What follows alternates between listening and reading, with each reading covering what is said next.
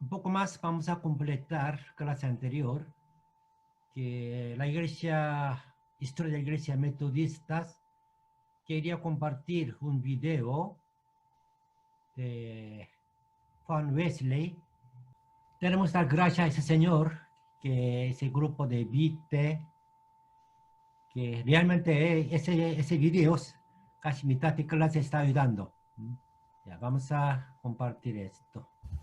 Fue un hombre excepcional y es una de las figuras más importantes de la historia de la Iglesia. Bienvenidos a este resumen de la vida de John Wesley.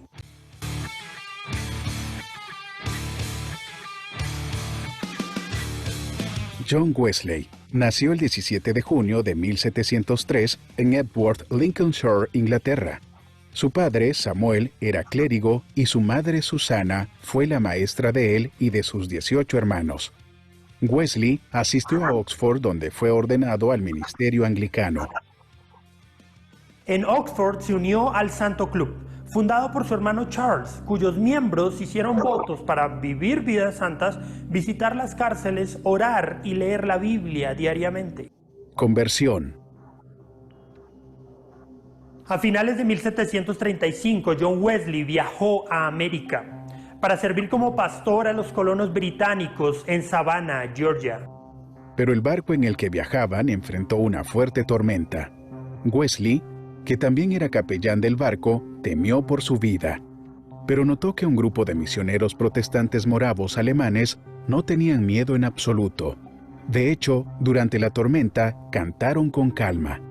Cuando terminó el viaje, le preguntó al líder de los moravos acerca de su serenidad. Y el moravo le preguntó a Wesley, ¿eres cristiano? Wesley dijo que sí, pero luego reflexionó diciendo, me temo que fueron palabras vanas. De hecho, Wesley estaba confundido por la experiencia y su confusión lo condujo a un periodo de búsqueda y finalmente a la conversión verdadera. Su viaje a América fue un fracaso. Cuando intentó imponer la disciplina del Santo Club, la congregación se rebeló. Un decepcionado Wesley regresó a Inglaterra. Después de hablar con otro moravo, Wesley concluyó que carecía de fe salvadora. Pero el 24 de mayo de 1738, John Wesley tuvo una experiencia de conversión que cambiaría su vida para siempre. Predicador al aire libre. Mientras tanto, George Whitefield, un ex compañero del Santo Club, estaba experimentando un gran éxito como predicador al aire libre, especialmente en la ciudad industrial de Bristol. Cientos de pobres de la clase trabajadora, oprimidos por la industrialización y descuidados por la iglesia, se estaban convirtiendo bajo su ardiente predicación. Pero Whitefield necesitaba ayuda. Así que le pidieron a Wesley que lo apoyara, pero él desconfiaba del estilo de Whitefield. Cuestionó la predicación al aire libre, que era revolucionaria en su momento. También se sentía incómodo con las reacciones emocionales de las personas. Pero finalmente aceptó la propuesta. De metodistas al metodismo. Wesley no tenía la intención de fundar una nueva denominación, pero las circunstancias históricas y su gran genio organizativo conspiraron para que así fuera. Los seguidores de Wesley empezaron a reunirse en los hogares. Cuando crecieron, Wesley organizó clases, cada una con 11 miembros y un líder. Se reunían semanalmente para orar, leer la Biblia, conversar sobre su espiritualidad y recaudar dinero para obras de caridad. El movimiento creció rápidamente. Aunque Wesley programó su predicación itinerante para que no interrumpiera con los servicios anglicanos locales, causó descontento entre los anglicanos. Wesley respondió, «El mundo es mi parroquia», una frase que se convirtió en el lema de los misioneros metodistas. Finalmente, el crecimiento obligó a los metodistas a emplear predicadores laicos, pero con funciones limitadas. En 1787 se le pidió a Wesley que registrara a sus predicadores laicos como no anglicanos. Mientras tanto, la revolución aisló a los metodistas americanos de sus conexiones anglicanas y se les tuvo que otorgar autonomía. Con estas y otras circunstancias, el metodismo se separó gradualmente de la Iglesia de Inglaterra. Una vida ejemplar. Wesley se levantaba todos los días a las 4 de la mañana y predicaba su primer sermón casi siempre a las 5 a.m. Él y sus predicadores itinerantes dividían cada día en 3 partes iguales: 8 horas para dormir y comer, 8 para la meditación, oración y estudio, y 8 para predicar, visitar y hacer trabajo social. Wesley viajó en toda su vida alrededor de 400,000 kilómetros a caballo, en toda clase de climas, de noche y de día, de extremo a extremo de Inglaterra, en caminos que a menudo eran peligrosos. Durante esos viajes escribió su comentario bíblico, cientos de cartas, además de llevar un diario. En esos viajes también escribió algunos de los 330 libros que se publicaron durante su vida, como gramáticas de inglés, francés, latín, griego y hebreo. También editó libros educativos para sus predicadores y congregaciones. Siempre dijo: no se puede ser un predicador profundo y tampoco un cristiano cabal sin leer mucho. Así que todo predicador metodista se convertía en distribuidor y vendedor de libros y se esperaba que dominara su contenido. De esta manera se promovía la lectura en la comunidad. 13 años antes de que se formara el Comité de Abolición para acabar con el tráfico de esclavos, publicó su Tomes Upon Slavery, un tratado gráfico, vehemente y penetrante que denunciaba a este comercio. Su influencia sobre William Wilberforce, miembro evangélico del Parlamento que encabezó una gran campaña para abolir el tráfico de esclavos, fue muy importante. Siempre aconsejaba cosas como: no estés ocioso ni por un momento, no creas mal de nadie, no hables mal de nadie. El predicador del Evangelio es siervo de todos. No te avergüences de nada, excepto del pecado. Sé puntual. Vestía ropa barata y cenaba en los lugares más sencillos, sin gastar más de 30 libras al año en sus necesidades personales. Pero su ropa siempre estaba impecable y sus zapatos brillantes. Wesley abogaba por los buenos precios, un salario justo y un empleo honrado para todos. Conocía la vida de los pobres más que cualquier otra figura pública de su época. Al moverse por toda Inglaterra podía sentir la vida del pueblo como ningún rico estadista podía hacerlo. Atacó la legalidad del contrabando. Hizo intensas campañas contra el soborno y la corrupción. Criticó las crueldades del sistema penitenciario, describiendo a las prisiones como semilleros de toda clase de perversidad. Hizo campaña en contra de los métodos casi medievales de la medicina y estimuló la reforma funeraria. Hasta una semana antes de su muerte, cuando enfermó y tuvo que descansar, continuaba predicando, escribiendo, supervisando y animando. Murió el 2 de marzo de 1791. No se necesitaron caballos ni carroza para su funeral, ya que dio instrucciones de que 6 hombres pobres que necesitaran empleo cargaran su ataúd por un pago de 1 libra cada uno. Su legado. En sus últimos años no es exageración decir que John Wesley era la figura más querida y respetada en Inglaterra. Su mensaje e influencia, pero sobre todo su vida, marcaron a toda una generación de predicadores y laicos que cambiaron el rumbo de la historia. Sin temor a exagerar, la influencia de este humilde hombre cambió el destino de Inglaterra para siempre. Gracias a la vigorosa actividad misionera por parte de los metodistas, el movimiento se extendió rápidamente por los dominios del Imperio Británico, los Estados Unidos y mucho más allá. Al interior del movimiento metodista, en la primera mitad del siglo XIX, Phoebe Palmer despertó el movimiento de santidad. Este movimiento fue posteriormente el vínculo entre el avivamiento wesleyano y el nacimiento del pentecostalismo. ¿Y tú? ¿Qué piensas? ¿Cuál crees que es el legado más significativo de este gran hombre de Dios? ¿Crees que los cristianos de hoy necesitamos ser más coherentes entre lo que predicamos y lo que vivimos? Déjanos tus comentarios y suscríbete a nuestro canal para ver más contenido como este. ¿Qué le parece? Quiero ser como usted, como Juan Wesley. Dormir 8 horas, meditar 8 horas y 8 horas llevar la palabra. Bueno. Bastante. Así fue, ¿no? Bueno, Juan Wesley, como John Wesley, prácticamente él cambió forma de la iglesia. Hasta él, la iglesia tradicional, incluyendo católica romana y anglicana, luterana y también reformada, tenía su sector, su parroquia, donde él pastoreara. Entonces, iglesia estaba pegado con un sector, y ese sector pegado significa que también iglesia estaba ligada con los líderes, nobles o ricos. Pero Wesley hizo una iglesia del pueblo, buscaba personas bien activas a la sociedad. Entonces, es la gran ventaja o gran obra de la iglesia metodista.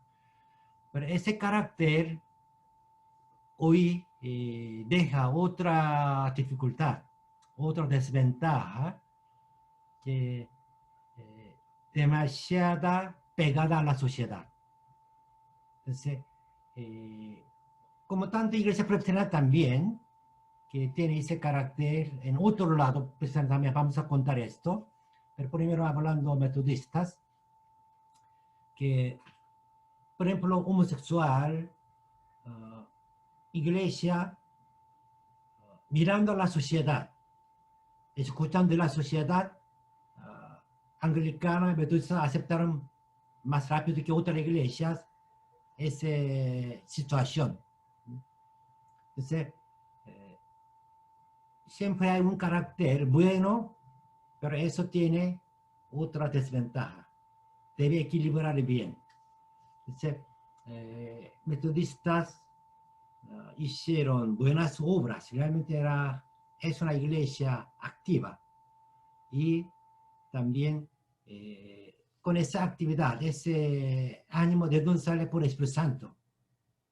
En el caso de Inglaterra y Norteamérica, el avivamiento o despertamiento de Inglaterra y Norteamérica eran por metodista y presbiteriano. Dos iglesias dirigieron ese gran avivamiento en el siglo XVIII-XIX.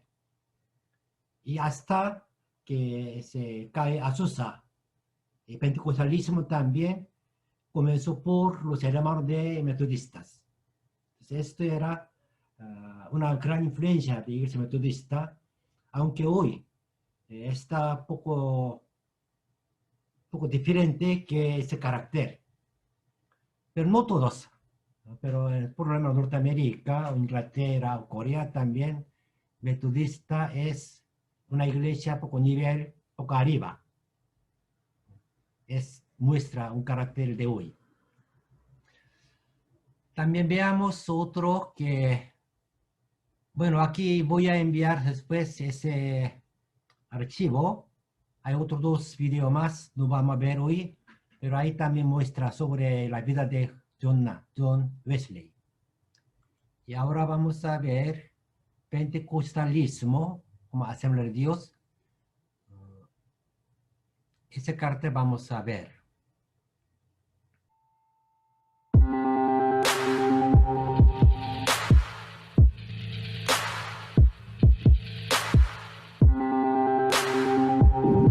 Milagros en zonas donde, por ejemplo, el Estado no estaba presente a través de hospitales. Alguien se enfermaba en el pueblo, alguien se enfermaba en el municipio. ¿A qué hospital había que llevarlo? A la capital. Pero cuando se decía que había un misionero que predicaba un evangelio con poder y que invitaba a una campaña de milagros y de sanidades, esto respondía a la necesidad concreta e inmediata de la gente. Y máxime aún cuando estos milagros eran reales y verdaderos. Y esto permitía, digamos, un crecimiento cuasi popular del evangelio en las clases y en las bases populares, marginadas, excluidas de los privilegios o de los derechos que un Estado en América Latina pudiera garantizar en temas de educación, salud, que son las necesidades básicas de todo ser humano.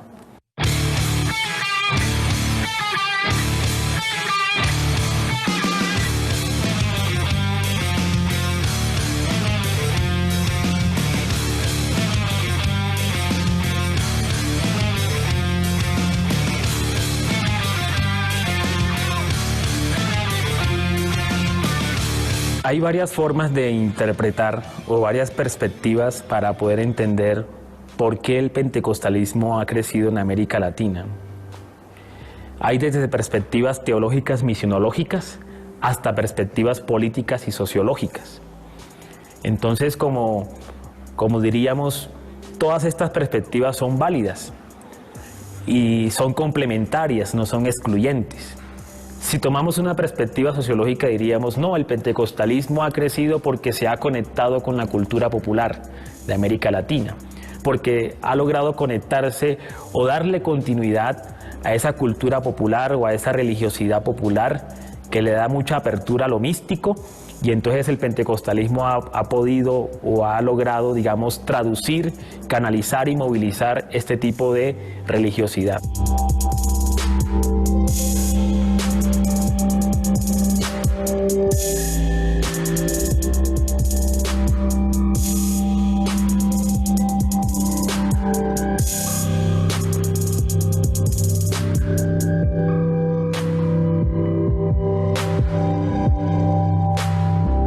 Si uno se remite a la historia, las misiones protestantes de las iglesias históricas, ellos tenían una idea de que tenían que alcanzar las élites políticas y que alcanzando las élites políticas, una vez ellos se convirtieran al cristianismo protestante, ellos adelantarían las reformas sociales y políticas en América Latina. Lo cierto es que eso no fue así. Mientras que las misiones pentecostales primero eran lideradas por misioneros que no venían de una formación erudita. ¿Quiénes eran los misioneros pentecostales? Según los estudios que yo hice en Colombia, eran granjeros. Y si vivían en las ciudades, eran carteros, eran albañiles. Pero para ellos lo más importante era la experiencia con el Espíritu Santo. Y si en ese relacionamiento con el Espíritu Santo entendían que el Señor los llamaba al campo misionero, lo más fundamental no era tanto tener un título profesional en teología, lo fundamental para ello era tener la experiencia del Espíritu Santo, sus carismas, sus dones, el hablar en lengua, porque esto era lo que simbolizaba el empoderamiento, y con este empoderamiento entonces predicarían un evangelio con poder, que ese era el lema de ellos. Evangelio, sí, pero un evangelio con poder.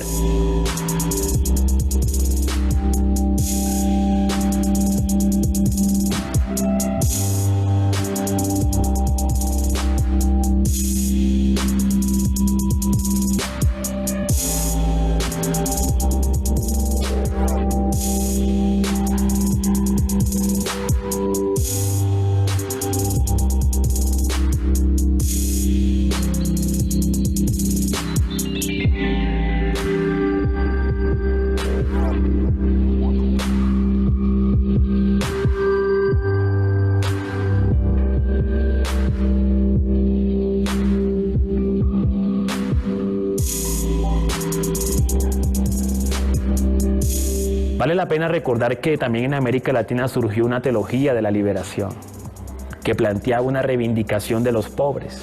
Era una teología para los pobres, pero como alguien dijo, mientras la teología de la liberación era una teología para los pobres optaron por una teología pentecostal.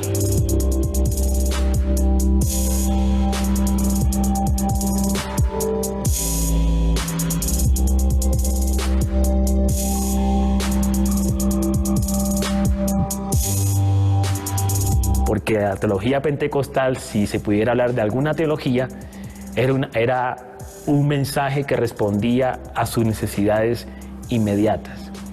Mientras que en la otra teología se hablaba de una transformación social, en el pentecostalismo se decía que la transformación social comenzaba por la transformación del individuo. Y cuando había un individuo transformado por la influencia de un evangelio pentecostal, los pentecostales interpretaban de que esa era la transformación social de la que se estaba esperando.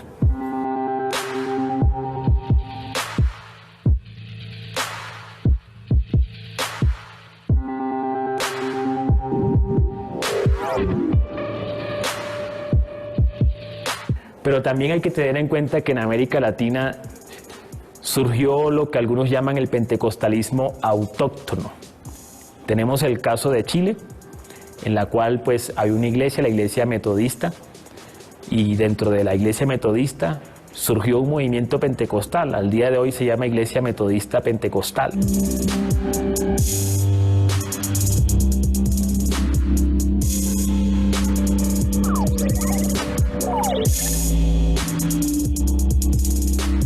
Y esta iglesia metodista o este pentecostalismo chileno se desarrolló mucho entre la clase obrera. Pero de igual manera, era una manera en la cual pues el evangelio se hacía concreto en la vida de estos obreros. Y en términos sociológicos, las comunidades pentecostales significaron en su momento unas comunidades de refugio, en la cual aquellos que pertenecían a esta comunidad encontraban una identidad, encontraban un sentido de pertenencia y encontraban un sentido de solidaridad entre los hermanos de la fe, que tal vez afuera no encontraban. Esto también hacía atractivo al pentecostalismo, sobre todo en esas bases populares o en esas bases obreras.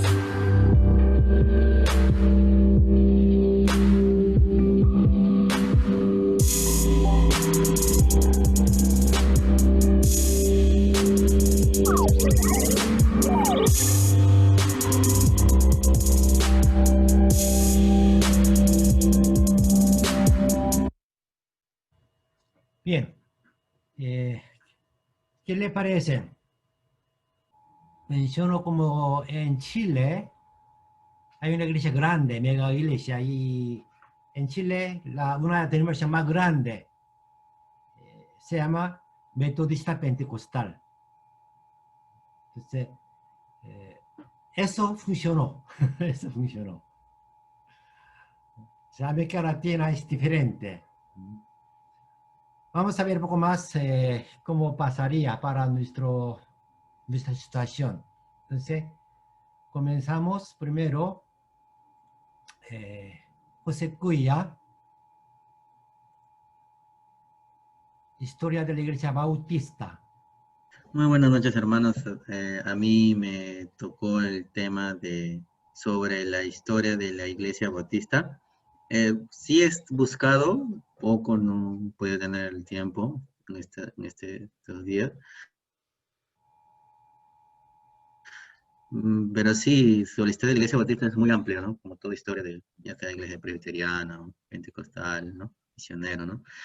Entonces he tratado de buscar lo más resumido y lo más concreto, ¿no? Que he podido encontrar. Y bueno, ¿no? Vamos a empezar con esta diapositiva.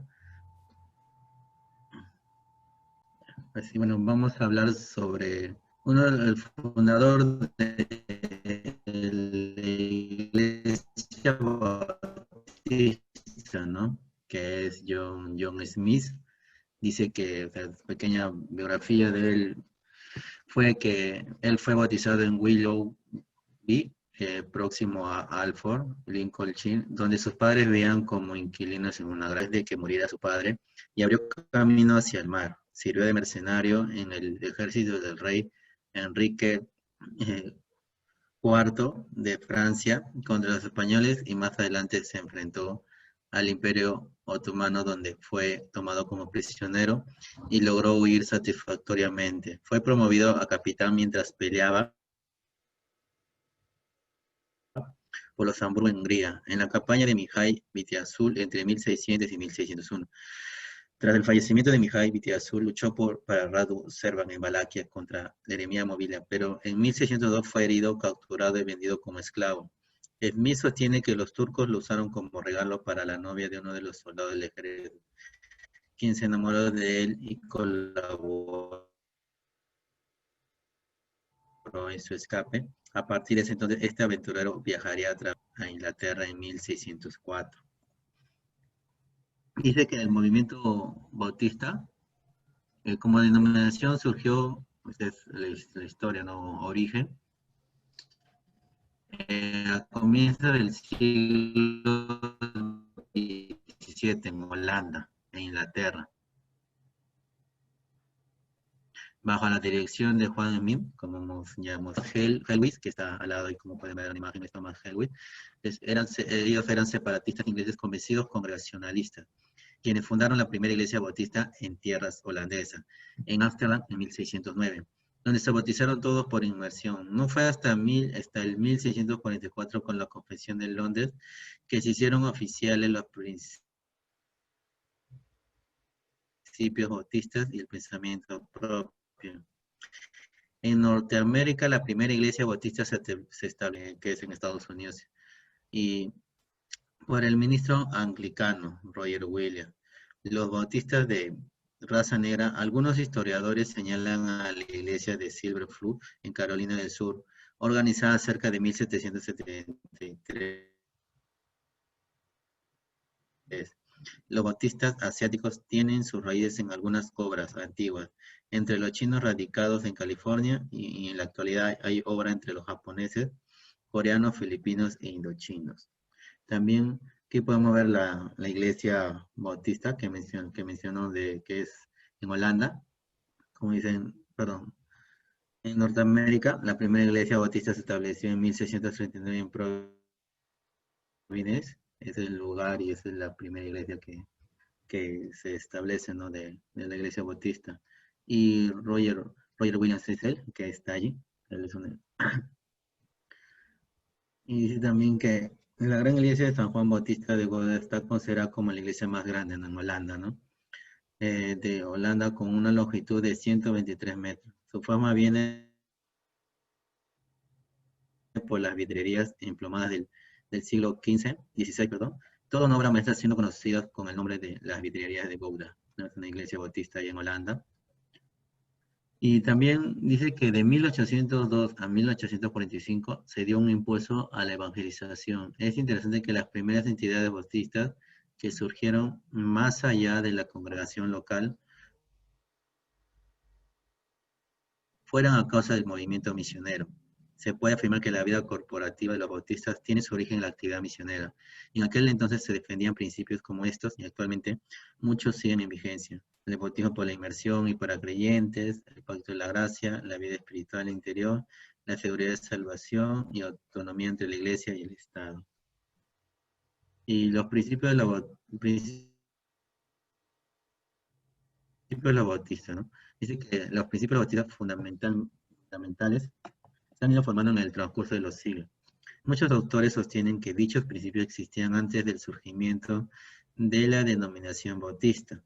Dichos principios fueron cristalizados cuando se pusieron en práctica en Inglaterra en el siglo XVII. Estos son los siguientes, ¿no? El principio cristológico, el principio bíblico, principio eclesiológico y principio sociológico, el principio espiritual y el principio político, ¿no?, sobre lo que es la iglesia bautista. Y bueno, ¿no?, eso es lo que, bueno, brevemente he podido encontrar, ¿no?, porque es bastante amplio lo que es la iglesia bautista. He encontrado mucha información, pero netamente sí, sobre el origen hay mucho que se puede encontrar allí, ¿no?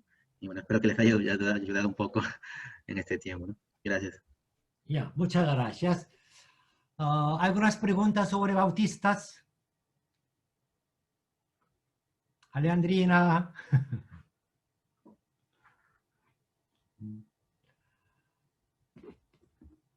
¿Cuál es el carácter principal de la iglesia bautista? ¿Por qué se les dice bautistas mejor? ¿Mm? ¿Por qué se les dice bautistas? ¿Por qué llama bautista? Ya. José, ¿por qué llama bautista? Bueno, recuerdo nomás que antes de que le pudieran pasar la llamada bautista, le llamaban Anabautista, si no me equivoco, Anabautiz. Anabautistas, ya. Si no me equivoco. Y de ahí no recuerdo bien exactamente cómo se originó ese término, ¿no? Pero sí, en esa parte sí recuerdo, ¿no? Ahí se cambió luego a lo que es ahora bautistas ellos, ¿Qué ¿no? significa anabautista? ¿Qué significa ana? Bueno, ahí sí, no recuerdo eso. ¿Qué significa anabautista? No tengo el significado exacto, pero entiendo que es negación del bautismo. Niño. Ana significa re, otra vez. Que Ana Bautista significa re Bautista. ¿Por qué re Bautista? En Europa, todos los países eran cristianos, que todos naciendo, todos niños recibieron bautismos infantiles, como católica romana, presbiteriana, luterana, anglicana, metodista, todos celebran bautismo de niños. Anabautistas, en ese tiempo, siglo XVI, negaron esto porque, según la Biblia, los adultos, confesando su fe, recibieron bautismo. ¿Sí? Literalmente ellos aceptaron esa idea que para recibir el bautismo debe confesar por su propia boca, por su propio conocimiento. Por eso el bautismo de niños no vale. ¿Sí? Con esa idea, por eso Católica Romana, igual también los reformadores, no aceptaron anabautistas. Ellos fueron perseguidos por ambas, Católica Romana y reformada, como presbiteriana o luterana, todos los tomaron y los mataron. Eso vamos a ver un poco después. Pero esas anabautistas no desaparecieron. Continuamente siguiendo en subterráneo, en Inglaterra, es John Smith, que aceptando esta doctrina, comenzó, bueno, él huyó a Ámsterdam, Holanda, ahí tenía libertad. Entonces, ahí él fundó primero la Iglesia Bautista. Después se fueron a Inglaterra, ahí comenzaron a crecer. Entonces, el origen de Bautista, por eso bautismo, el nombre viene así, bautismo sumergido. La Iglesia Bautista no acepta otro tipo de bautismo como Iglesia tradicional, protestante. Normalmente ellos celebran bautismo en el templo, solamente rociados o imponiendo manos por agua. Pero bautistas, debe ser sumergido siendo adulto. Todas las iglesias pentecostales tienen esa idea, esa tradición de bautistas, continúan su tradición. Entonces, esas iglesias bautistas, sin embargo, su doctrina es tradicional. En Inglaterra, formando iglesia bautista, ellos aceptaron dos principios, después se dividieron en dos grupos. Uno era iglesia como línea calvinista, y otra línea era línea arminianista, pero ambos son tradicional. Por esa razón, iglesia bautistas considera como iglesia tradicional, luterana, anglicana, presbiteriana, metodista, hasta bautista, son iglesia protestante, como tradicionales. Desde Asamblea de Dios ya nos hablamos pentecostales. Entonces, considera bautista como tradicional. Y en Norteamérica, principalmente, bueno, bautista era más pequeña. El primer grupo que llegaron a Norteamérica eran presbiterianas, como presbiteriana y congregacionalistas, tienen la misma doctrina calvinistas.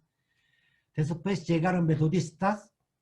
Esas dos iglesias dirigieron la primera avivamiento y despertación. Y ellos, bueno, en ese tiempo ganaron muchas almas. Ellos hicieron muchos trabajos para evangelizar, predicar. La mayoría de los líderes eran estos denominaciones. Sin embargo, bueno, ahí estamos en el siglo XVIII, XIX, todavía. ¿Quién cosecharon? Cosecharon bautistas y otras iglesias independientes.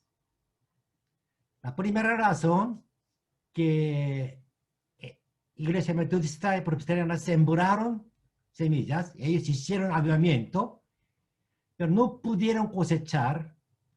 La primera razón era por ordenación de pastores. Esas dos iglesias, para ser un pastor, necesitaba un estudio universitario y 4 o 6 años de estudio, preparación ser pastor. Para ser un pastor tiene que ser preparado académicamente, y tiene que estudiar mucho, y no alcanza ordenar pastores nuevos para el crecimiento. Pero bautistas es fácil ordenar un pastor.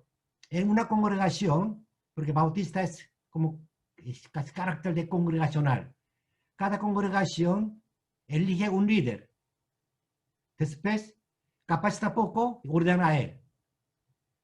Entonces, muy fácil para ordenar un pastores, como hoy, la iglesia pentecostal de hoy. Entonces, hay un grupo de convertidos. ¿Quién va a dirigir?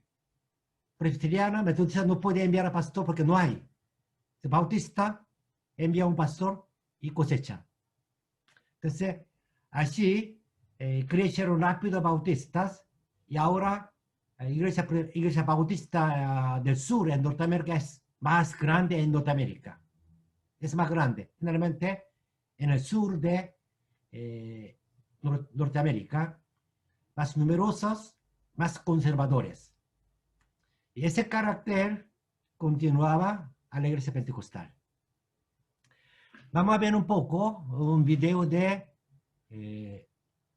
anabautistas, porque es bueno conocer ese grupo.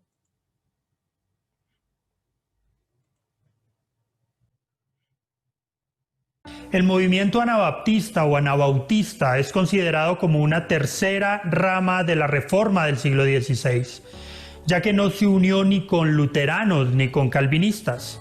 Este movimiento es fundamental para entender la libertad de conciencia, el pacifismo, el bautismo de adultos y la separación de la Iglesia y el Estado que se promueve en gran parte del protestantismo de hoy. Pero, ¿cómo nació este movimiento y por qué es tan importante?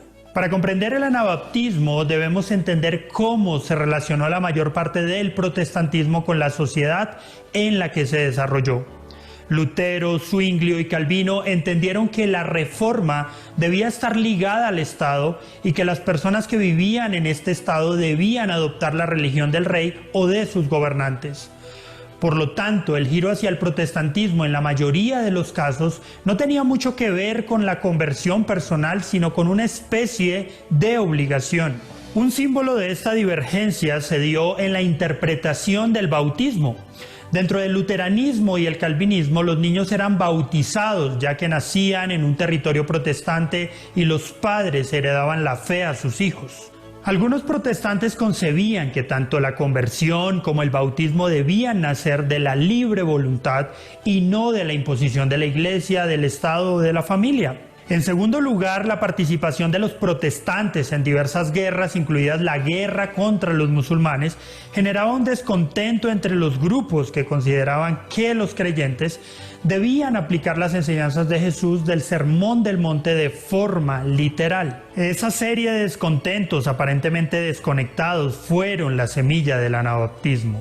Se puede rastrear con bastante certeza el origen del anabaptismo en la ciudad de Zúrich, en medio de la comunidad de reformadores que seguían a Ulrico Zwinglio. Un grupo de creyentes que analizaban las escrituras y que encontraban puntos de divergencia entre lo que pedía la Biblia y la práctica de la iglesia que se estaba reformando, trató de instar a Zwinglio de aplicar reformas más estrictas. Ante la imposibilidad de Zwinglio de adelantar reformas más profundas, probablemente por las limitaciones políticas del reformador, ese grupo se organizó en una especie de hermandad, Entre quienes conformaban este grupo estaban Wilhelm Reublin, Felix Manz, John Brotli, George Blaurock y Konrad Grebel. Lo primero que hicieron al iniciar la comunidad fue aplicar el bautismo. George Blaurock, un ex sacerdote católico, le pidió a Konrad Grebel, un joven humanista de familia noble que hacía poco había vuelto de la Universidad de París, que lo bautizara. Una vez que Blaurock fue bautizado, hizo lo mismo con otros hermanos. Pronto se le dio el apelativo a este grupo de anabaptistas o rebautizadores.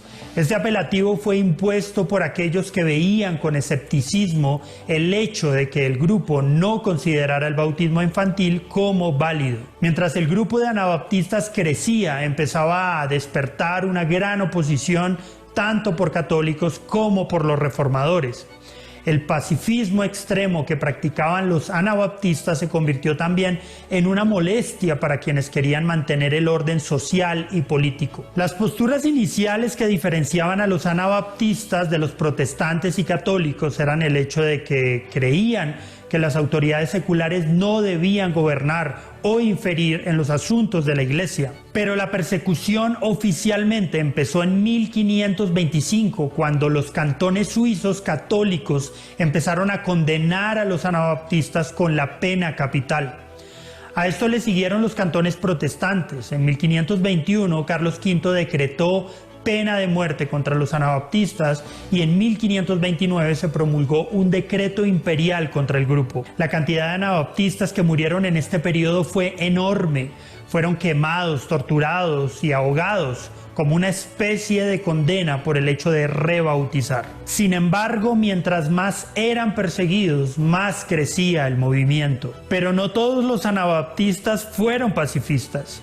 Después de que la primera generación del movimiento pereció en la persecución, los anabaptistas se hicieron cada vez más radicales. Thomas Münster unificó varias doctrinas anabaptistas con las ansias de justicia de los campesinos y lideró un movimiento que fue suprimido por los príncipes alemanes en 1525. Muchos anabaptistas siguieron su ejemplo, entre ellos Melchior Hoffmann. Hoffmann empezó a anunciar en Estrasburgo que la venida del Señor estaba cerca, que él sería encarcelado durante 6 meses, que vendría el fin y que Estrasburgo sería la nueva Jerusalén. Abandonó el pacifismo e instó a sus seguidores a luchar contra sus oponentes. Finalmente, Hoffmann es encarcelado, lo que incrementó su popularidad. Luego Hoffmann dijo que la nueva Jerusalén no sería ya Estrasburgo, sino Münster. Pronto llegaron la suficiente cantidad de anabaptistas para tomar el control de la ciudad. Una de sus primeras medidas fue expulsar a los católicos. Pero finalmente las fuerzas católicas lograron retomar el control de la ciudad y los líderes anabaptistas fueron arrestados y ejecutados. Así concluyó el principal brote del anabaptismo revolucionario. Pronto dentro del movimiento se empezó a considerar que el fracaso del movimiento estaría en el abandono de sus posturas pacifistas. El líder más notable de este pensamiento fue un ex sacerdote holandés llamado Menno Simons, que había abrazado el anabaptismo en 1536. Para Simons, el pacifismo era una parte fundamental dentro del movimiento anabaptista y pasó el resto de su vida predicando este principio. Los seguidores de Menno Simons pasaron a llamarse menonitas. A partir de este momento, el anabaptismo abandonó para siempre la violencia y el movimiento empezó a florecer. Algunas características de los menonitas era que se negaban a prestar juramento, lo que los limitaba a ocupar cargos públicos. Y su profundo pacifismo y principio de aplicar literalmente los evangelios los convertía en blanco de constantes ataques. Lo anterior los obligó a emigrar hacia el este de Europa y posteriormente a Norteamérica, donde los principios de la tolerancia religiosa estaban muy difundidos. Los testimonios de muchos anabaptistas asesinados por su fe fueron recopilados en el libro El espejo de los mártires de Tieleman van Braght, publicado en 1660. En esta compilación se documentan las declaraciones de fe, historias y testimonios de los mártires cristianos, especialmente los anabaptistas pacifistas. El movimiento anabaptista se alineó con las doctrinas y postulados generales de la Reforma, pero además defendió la idea de que los cristianos convencidos y bautizados debían seguir fielmente las enseñanzas de Cristo. Como consecuencia, se comprometieron a vivir libres de la esclavitud del mundo, amar los enemigos, abstenerse de toda violencia y solidarizarse materialmente con los pobres. El anabaptismo puede definirse en 3 puntos principales: un concepto de la esencia del cristianismo como discipulado, la iglesia como una fraternidad y una ética y moral basada en el Sermón del Monte. Los anabaptistas de hoy son los menonitas, amish y juteritas, que en muchos casos descienden étnicamente de los anabaptistas de principios del siglo XVI. Se estima que hoy hay en el mundo alrededor de 2 millones de anabaptistas. Pero, ¿cuál es el legado del movimiento anabaptista? Este movimiento nos recuerda la constante tensión que existe entre los poderes religiosos y políticos, la necesidad de una conversión y convicción personal hacia Jesucristo y la revisión de las prácticas cristianas relacionadas con el apoyo a la violencia y a la imposición religiosa. Puede sentirse también cada vez que la Iglesia busca aliarse con los poderes establecidos, quiere imponer a la fuerza la fe o buscar posiciones privilegiadas para ejercer control. Pero también nos recuerda la permanente necesidad de practicar el Evangelio y el amor y la compasión que el cristiano debe demostrar por los más débiles. Falencias muy evidentes en el cristianismo de hoy. ¿Qué le parece este grupo anabautistas? En Perú, ¿dónde están menonitas? ¿Conoce? En la película, en Norteamérica, a veces sale Quaker y también menonitas, amish, que es usando todavía acá coche antiguo con caballo, y negando la modernización de hoy. Extraño, ¿no? Sin embargo, sí, ellos todavía mantienen esta fe del siglo XVI, que vivir directamente, literalmente con la Biblia dice. Es anabautistas, es origen de bautistas, pero no tiene relación directa. Los bautistas, sí. La doctrina de anabautistas, sí. Recibieron fundamental. Ellos organizaron sistema de la iglesia presbiteriana como congregacional. Entonces, está como un adaptado a la situación, pero anabautistas continuaba con su propio carácter, con ese nombre. En Paraguay hay menonitas grupo grande, porque ellos, saliendo de Europa, buscaban un lugar donde no hay persecución por su fe. Buscaban un lugar donde puede vivir libremente manteniendo su fe. Uno de los lugares era Paraguay, en Uruguay también poco, y en Norteamérica hay en varios lugares, porque ahí permitía practicar su forma, su fe. Sí, la iglesia reformada también tiene ese error o pecado, quizás, que ese tiempo nadie pensaba, pudo pensar que la diferencia o discernir del Estado y la iglesia. La mayoría pensaba que iglesia y Estado son unidas. Aunque líder diferente, pero todo el pueblo que en su ciudad debe tener misma fe. Entonces, los líderes de la iglesia en ese siglo XVI todavía no pueden entender que un grupo que tiene otro tipo de fe. En ese tiempo, la fe es la vida. Entonces, si un espíritu muere por una doctrina equivocada, se pierde su espíritu. Entonces, cuidar al espíritu es más importante que el cuerpo. Matando un cuerpo, buscaba salvar el espíritu. Bueno, totalmente un error que así no se puede obligar. Sin más tiempo, ese pensamiento estaba dominando y ese pensamiento sí quebró bautistas. Bautistas luchando con el gobierno que nos permitiera la libertad de fe y logró. Después ya la mayoría de los países aceptaron esa política que el Estado, la Iglesia es separadas. Bien, ¿alguna pregunta sobre bautistas o anabautistas?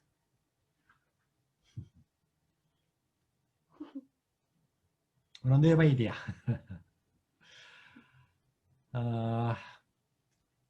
Puritanismo, tenemos que ver ahora. Alejandrina toca historia de la iglesia por ejemplo, en Norteamérica, ¿no? Sí, pastor. Sí, entonces tiene que ver primero puritanismo, porque es antes, debe entender. Toca Carlos, pero Carlos está en camino, entonces primero vamos a ver un video sobre puritanismo. El puritanismo fue un movimiento de reforma dentro del naciente anglicanismo inglés a fines del siglo XVI y cuya influencia se ha extendido hasta nuestros días. Se han escrito cientos de libros que tratan de comprender este movimiento que influyó en personajes tan importantes como Charles Spurgeon o Martyn Lloyd-Jones. Pero, ¿cuál es la raíz del puritanismo? Para comprender el origen de este movimiento tenemos que irnos hasta las confusiones amorosas del rey Enrique VIII, de quien tenemos un video que dejaremos en la descripción. En 1534 fue promulgada en Inglaterra un acta de supremacía, convirtiendo al rey en cabeza suprema de la Iglesia de Inglaterra. Con la anulación de su matrimonio con Catalina de Aragón, el rey Enrique VIII y el Parlamento separaron la Iglesia de Inglaterra de Roma en 1536. En 1547, Eduardo VI, hijo de Enrique VIII, se convirtió en rey, lo que permitió un avance rápido del protestantismo en el país. María Tudor, hija de Enrique VIII y Catalina de Aragón, quien era católica, se convirtió en reina en 1553, luego de la muerte temprana de Eduardo VI. María restauró el catolicismo e intensificó la persecución a los protestantes. Muchos protestantes fueron asesinados y cientos huyeron al continente donde absorbieron los principios doctrinales de los reformadores europeos. Elizabeth I, otra hija de Enrique VIII, ascendió al trono en 1558, estableciendo el Acuerdo Isabelino, que trataba de mediar entre la influencia católica y el protestantismo. Pero un incidente muy particular sucedió. Entre 1567 y 1568 se produjo una controversia sobre las vestimentas de los clérigos. El motivo de la polémica era si los predicadores tenían que usar los trajes clericales católicos. Esta controversia marcó una creciente impaciencia entre ciertos sectores que argumentaban que la Iglesia de Inglaterra estaba siendo reformada a medias. Estas críticas venían principalmente de grupos calvinistas ingleses, fuertemente influenciados por la reforma en Suiza, que fueron denominados puritanos, ya que querían purificar a la Iglesia de Inglaterra de las influencias católicas. Pero el trato que les dio el establecimiento fue muy hostil.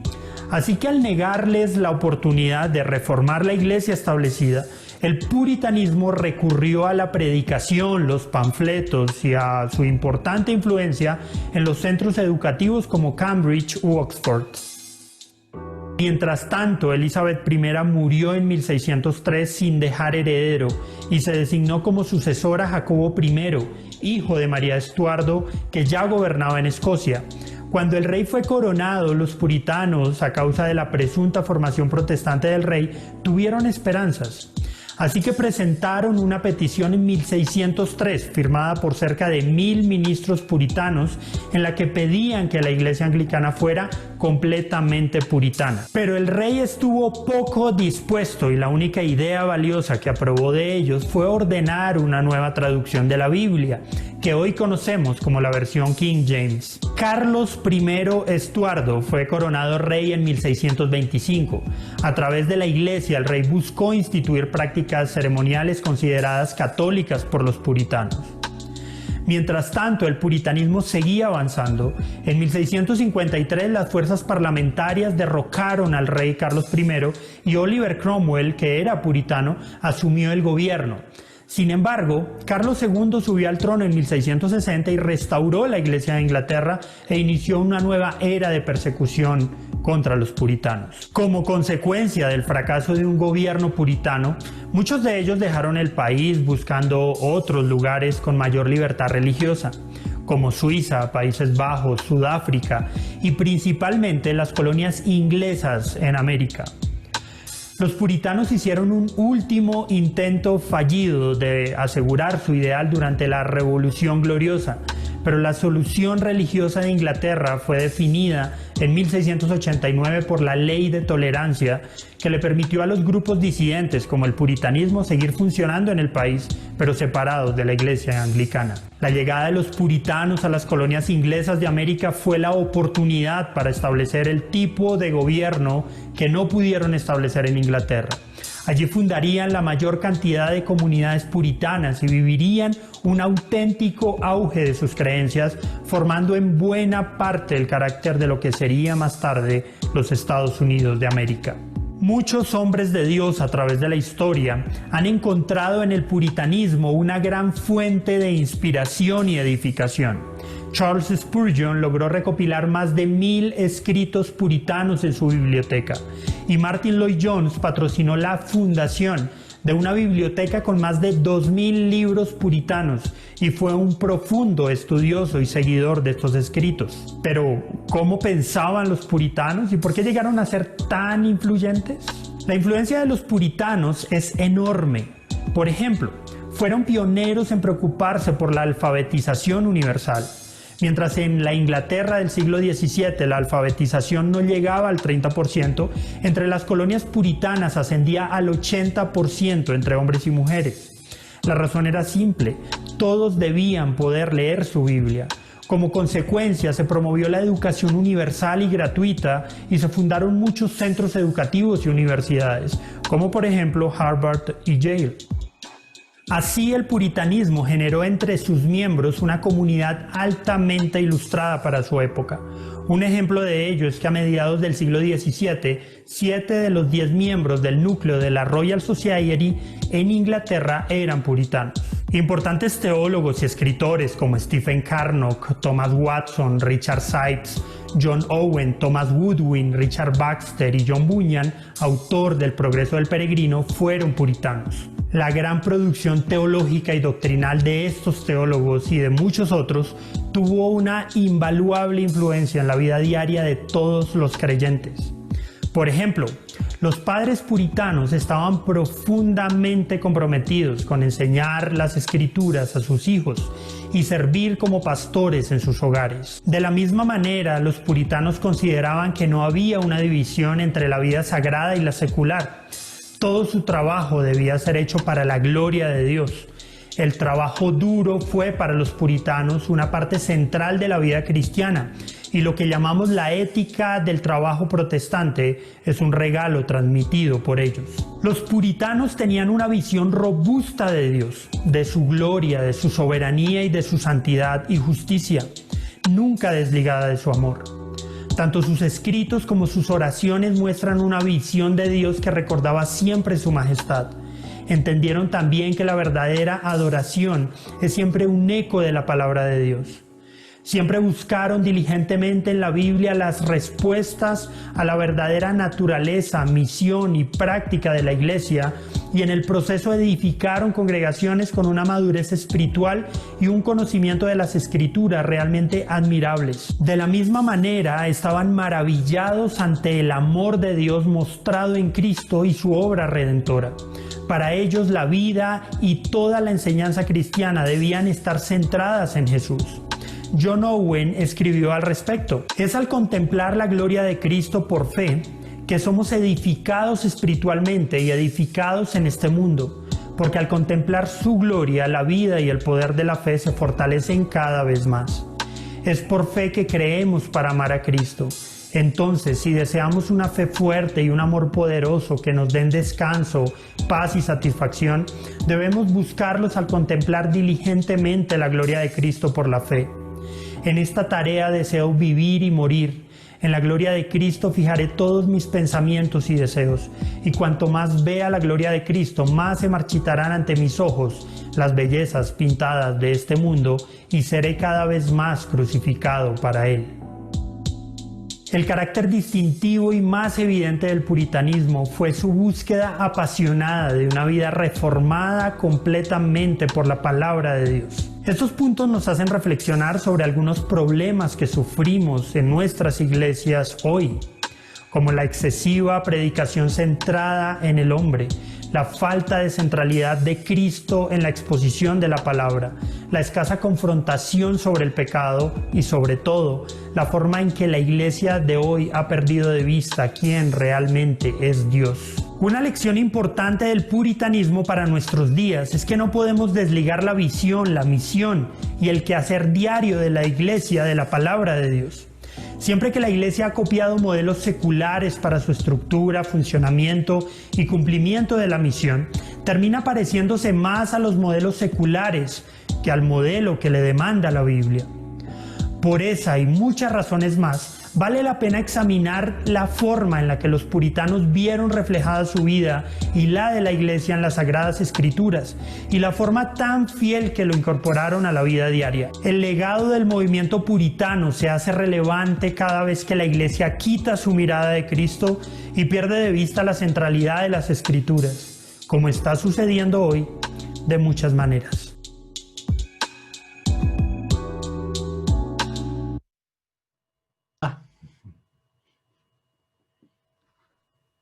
Pastor, Sí. ¿Cómo opinas sobre puritanismo o puritanos? ¿cómo opinamos? Que eran puritos. ¿Mm? Querían purificar a la iglesia. Alguien critica la reforma en Inglaterra, que prácticamente Inglaterra se hizo reforma por la ley, por el rey Enrique VI, que para casarse con una niña, una chica, se llama Ana. ¿Alguien visto esa película? 1000 días de Ana. 1000 días de Ana, no. ¿No? Era una película famosa. Una chica que fue enamorada por el rey, y bueno, generalmente una chica que si el rey quiere puede ser su concubina o una amante secreta, así se queda. Pero esa chica, Ana, no aceptaba. Si no fuera que ella sea reina, no va a aceptar el rey. Entonces, el rey quería mucho, amaba mucho, entonces él ya se casó con Catalina, es hija del rey de España. Entonces, el rey quiso divorciarse con ella para que recibiera a Ana como su reina. Pero Catalina era hija del rey de España, y bueno, única forma en Católica Romana no acepta divorcio, sino que anular el matrimonio. Entonces el rey quería anular su matrimonio. Generalmente si el rey quiere, la iglesia aceptaba, ayudaba. Sin embargo, el Papa no quiso aceptar esa petición porque la reina es hija de España, rey de España es bien católico, no puede pelear con el rey de España. Entonces, el Papa negó que esa petición, que dar divorcio o anular el matrimonio, que para que el rey casara con otra chica. Entonces, finalmente, el rey Enrique aceptó o hizo reforma que salir de la Católica Romana, fundar una iglesia nueva, es decir, la iglesia anglicana. fundan una nueva iglesia. El obispo de nueva iglesia anglicana aceptó su anulación de su matrimonio y se casó con Ana. Y así desarrolló la reforma en Inglaterra. Bueno, ese matrimonio duró solo 3 años, como ese rey. Una vez se enamoró fuerte esa señorita, después 3 años ya no le gustó más y otra vez él anuló su matrimonio, se casó con otras. Y además Ana tenía, bueno, puso otros pecados, finalmente ejecutó matar a Ana. Entonces Ana como reina vivía 1000 días, por eso dice 1000 días de Ana. Voy a Bueno, ver. bueno, punto principal de nuestro tema es que la reforma en Inglaterra fue desarrollada por ese motivo. Entonces, la Católica Romana critica que es una iglesia falsa, una iglesia equivocada, una iglesia malcriada, porque ese era el motivo. Y entonces, nosotros, ¿cómo consideraremos esa reforma en Inglaterra? O cómo hablaremos sobre la iglesia anglicana, que así ellos hicieron reforma. Y otra pregunta es, los pastores ingleses, como obispos, de ese tiempo era todo obispos, sacerdotes, católicos, ellos se convirtieron a ser anglicanos. Entonces, ellos cómo pudieron aceptar esta reforma por deseo de casarse un rey. ¿Dónde está su fe? ¿Cuál es la base de la reforma? Bueno, debería pensar un poco más, pero la idea era muy simple. Nosotros aprendimos que en Inglaterra, ¿quién hizo reforma primero? ¿Quién era pre-reformista en Inglaterra?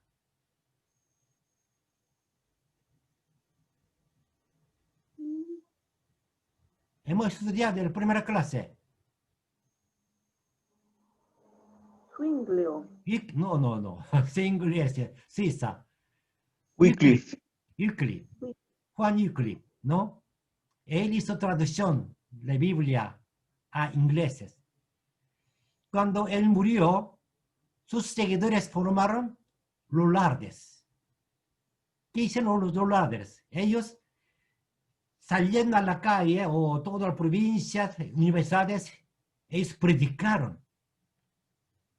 Entonces, cuando el tiempo de reforma, prácticamente en Inglaterra, muchos sacerdotes, líderes de la iglesia, ellos tenían Biblia.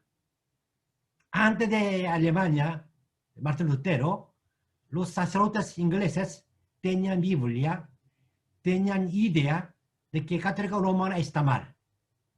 Aunque no había otra opción, continuaba como sacerdote inglés de Católica Romana, sin embargo, tenían esa fe. Cuando llegó noticia de reforma, ellos apoyaron. Sí, yo apoyo esa reforma de Alemania. Sin embargo, como sistema católico romana, jerarquía, y más también poder del rey, ellos no pudieron declarar esto, aunque enseñando, practicando, ¿verdad? Pero no pudieron. Pero como rey, ya por su enamorado que hizo reforma, los sacerdotes y los líderes de la Iglesia Católica Romana en Inglaterra aceptaron. Bienvenida, es obra de Dios. Ellos ya tenían doctrina reformada, protestantes, por trabajo de Euclid. Entonces, bueno, la forma, el desarrollo, no era como ideal. Sin embargo, la fe de la iglesia estaba ya en la línea de reforma. Bueno, cuando cambiando rey, un rey sí, más simpatizante al protestantismo, ya todo el sistema cambia a protestantismo.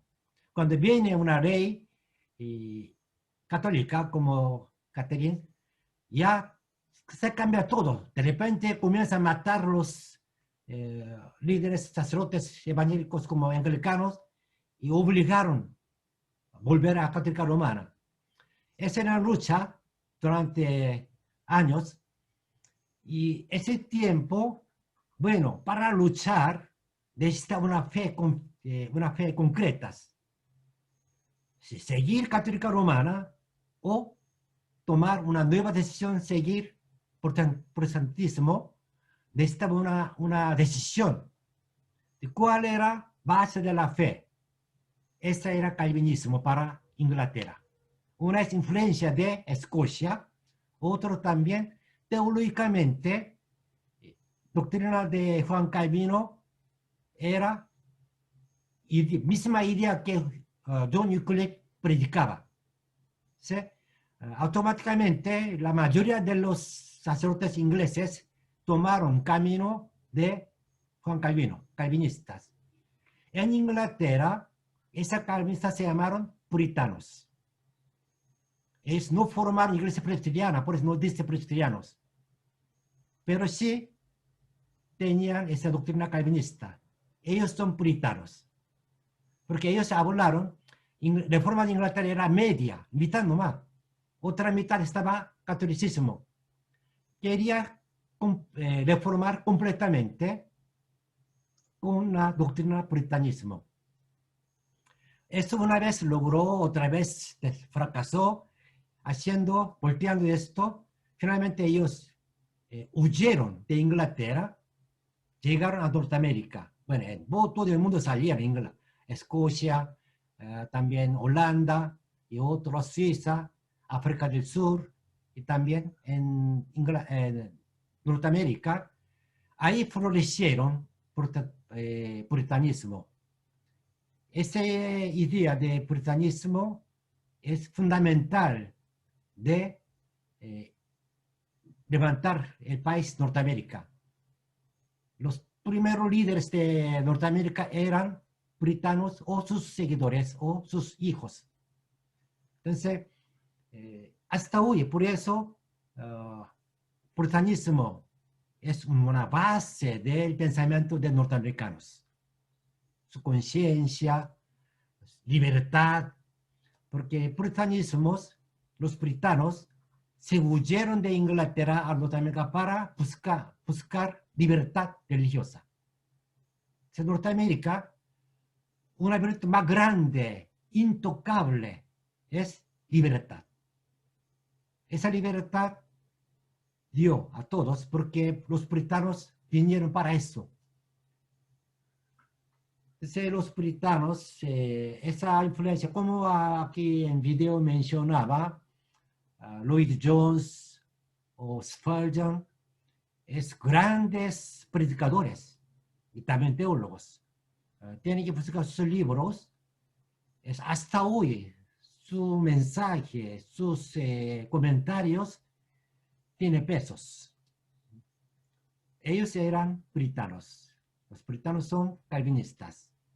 No formaron iglesia presbiteriana porque ellos también no les gustaban organizar algo. Ellos querían libertad. Por eso los puritanos formaron una iglesia congregacional. Iglesia congregacional es una iglesia, cada congregación tiene independencia. Entonces, no hay otra superior. Un pastor y los hermanos de la iglesia es autónoma, es congregacional. Ese carácter continuaba en las iglesias bautistas. Bautistas solamente tiene una, ¿cómo se llama? Reunión de iglesias, hay una palabra, ¿cómo se llama?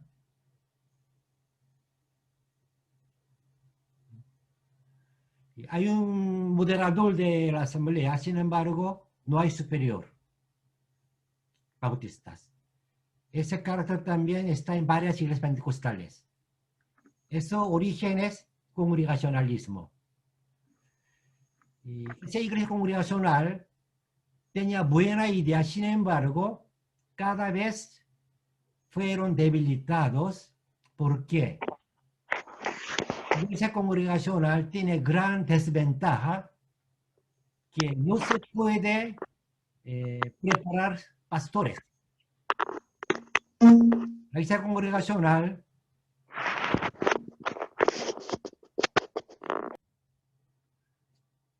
bueno, como enseñaba aquí, en Inglaterra solo 30% tenía capacidad de alfabetización. En la colonia en Norteamérica, 80% tenía alfabetización. Enseñaba, leyendo cada día Biblia y libros. Entonces, la congregación tiene una nivel académica alta. El pastor debe ser más alto que ellos. Y para preparar un pastor, necesita un seminario, tiene que capacitarse. Y sistema congregacional no puede, no hay un sistema de hacer obras grandes. Entonces, los congregacionistas invitaron a un pastor presbiteriano, porque la iglesia presbiteriana tiene sistema de preparar pastores. Entonces, los pastores presbiterianos pastorearon a la iglesia congregacional, porque doctrina misma doctrina, solo diferentes sistemas.